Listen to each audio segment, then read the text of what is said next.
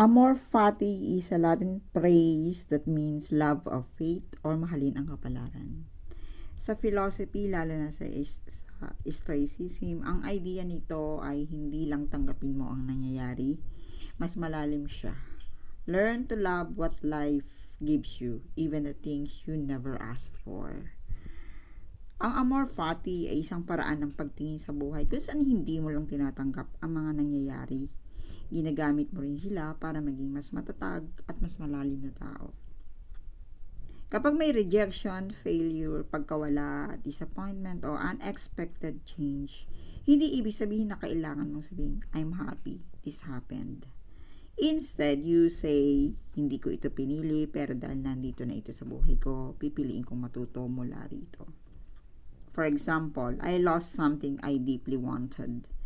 Instead of endlessly asking, why did this happen to me? Amor fati says, what can this experience teach me? Who is this experience asking me to become? The deeper meaning, amor fati teaches acceptance without resistance. Sabi nga sa isang quote, what you resist persists. Hindi ibig sabihin na wala ka ng ambisyon o hindi ka nalalaban. You can still change what you can change. Pero kapag may mga bagay na wala na sa control mo, hindi mo kailangang ubusin ang sarili mo sa pakikipaglaban sa reality. You accept reality, then you respond with wisdom.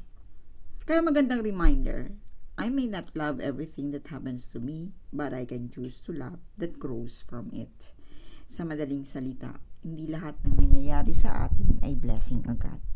Pero maaari natin gawing wisdom ang bawat experience. That's the spirit of amor fati.